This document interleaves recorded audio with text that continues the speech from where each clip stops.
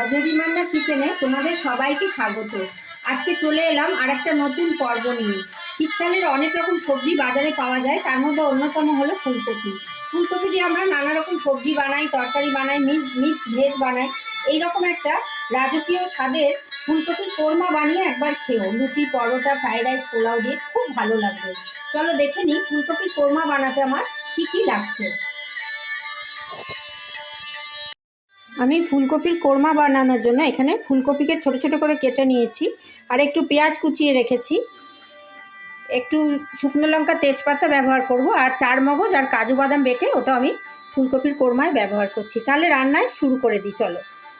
দেখো, আমি প্রথমে কড়াইতে একটু জল গরম করতে দিয়েছি, আর তার মধ্যে একটুখানি নুন দিয়ে দিচ্ছি।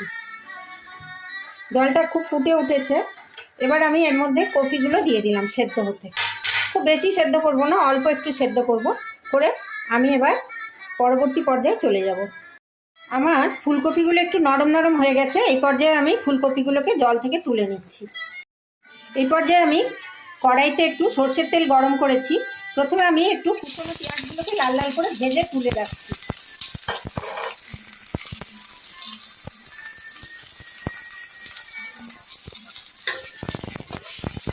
একটু লাল লাল করে এগুলোকে ভাজবো। আমার পেঁয়াজের বেরেস্তাটা দেখো লাল লাল করে ভাজা হয়ে গেছে। এবার আমি এটাকে তেল থেকে তুলে নিচ্ছি।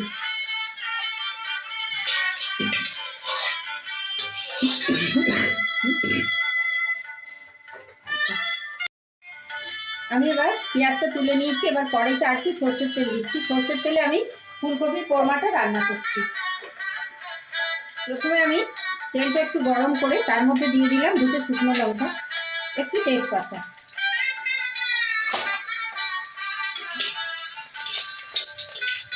দেখো, এটা আমার ভাজা একটু একটু করে ভাজছি ফোড়নটা। এবার এর মধ্যে আমি একটু পেঁয়াজ, আদা, রসুন একসঙ্গে বেটে রেখেছি। পেঁয়াজ, আদা, রসুনের পেস্ট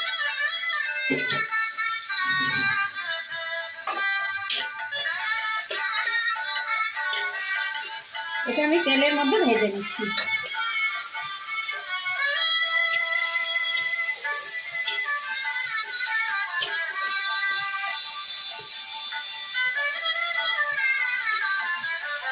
দেখো, পেঁয়াজ, আদা, রসুনটা আমি একটু কষে নিচ্ছি।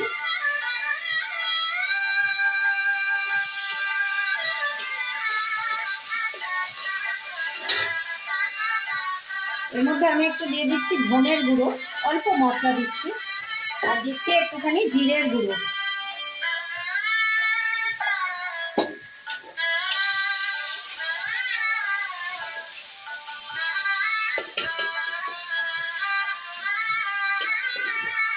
একটু ভালো করে কষে নিচ্ছি।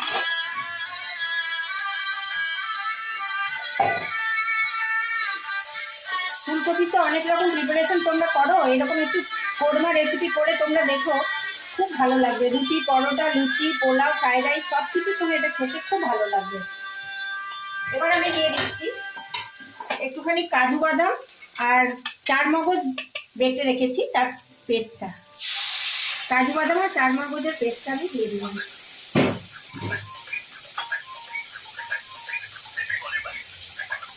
দেখো, এবার সিমে দিয়ে, কাজু বাদামটা তলায় লেগে যাওয়ার ভয় আছে, তাই জন্য আমি সিমে করে দিলাম। এইবার আমি এটাকে আস্তে আস্তে করে কষে দিচ্ছি। কাজু বাদাম যেহেতু কড়াই তলায় ভরে যায়, তাই জন্য আমি একটু গ্যাসের ওভেনটা কমিয়ে দিয়েছি। আদা, রসুন, পেঁয়াজ, তার সঙ্গে কাজু বাদাম আর চার মগজের পেস্টটা দিয়ে দিলাম। আমি একটু নুন দিয়ে দিলাম। ফুলকপি সেদ্ধর সময় আমি একটু নুন দিয়েছি, তাই নুনটা অল্পই দিলাম। এই রান্নাটা আমি হলুদ ব্যবহার করছি না, তোমরা করতে পারো। এই রান্নাটা একটু সাদা সাদাই হয়। দেখো, এটা খুব ভালো করে কষে নিচ্ছি।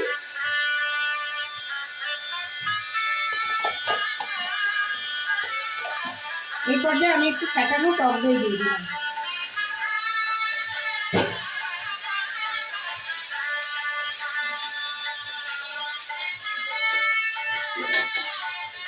দিয়ে দিচ্ছি একটুখানি দুধ। তোমরা আমুল দুধের গুঁড়ো দুধটাও দুধ বানিয়ে দিতে পারো, বা গরুর দুধে দিতে পারো। কোরমা রেসিপিতে একটু দুধ দিলে খুব ভালো লাগে খেতে।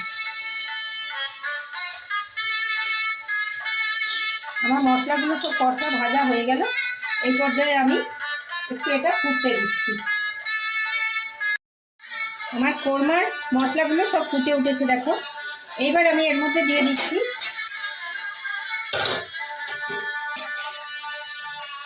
সেদ্ধ করে রাখা ফুলকপিগুলোকে ছোটো ছোটো করে কেটে অর্ধেক সেদ্ধ করে রেখেছিলাম। গরম জলে একটু নরমও হয়ে গেছে। ফুলকপিগুলো আমি এর মধ্যে দিয়ে দিলাম। খুব সুন্দর একটা গন্ধ বেরিয়েছে কাজু বাদামের। আর দিয়ে দেবো এবার একটুখানি চিনি। কোরমা রেসিপিটা একটু মিষ্টি মিষ্টি হয়, তাই আমি একটু চিনি দিয়ে দিলাম। দেখো ফুলকপি দেওয়ার পর ব্যাটারটা অনেকটা ফুটে উঠেছে।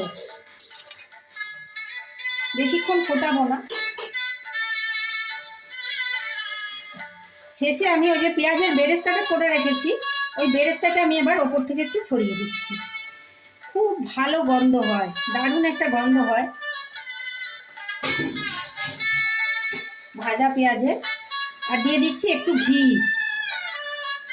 একটুখানি ঘি দিয়ে দিলাম,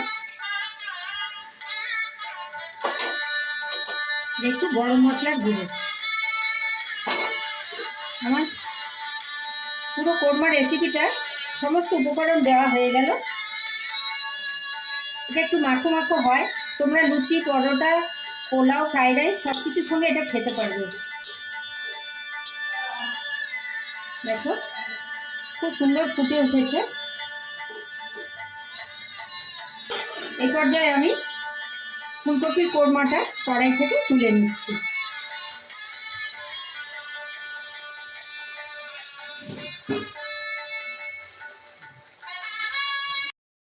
আমার ফুলকপির korma recipe ready to serve. এটা তোমরা লুচি, পরোটা, ফ্রাইড রাইস, পোলাও সব কিছু দিয়ে খেয়ে দেখো, অনবদ্য স্বাদ হয়। যদি আমার রেসিপিটা তোমাদের ভালো লাগে, অনেক লাইক, শেয়ার আর কমেন্ট করো। সাবস্ক্রাইব করে বেল আইকন প্রেস করো, যাতে আমার সমস্ত ভিডিও তোমরা দেখতে পাও। কোন বন্ধু কোথা থেকে দেখছে জানাতে ভুলো না। সবাই খুব ভালো থেকো, সুস্থ থেকো। ধন্যবাদ।